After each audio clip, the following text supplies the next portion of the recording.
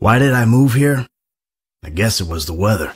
Or I don't know, that thing, that magic. You see it in the movies. I wanted to retire from what I was doing, you know? From that line of work. Be a good guy for once, a family man. So, I bought a big house. Came here, put my feet up, and thought I'd be a dad like all the other dads.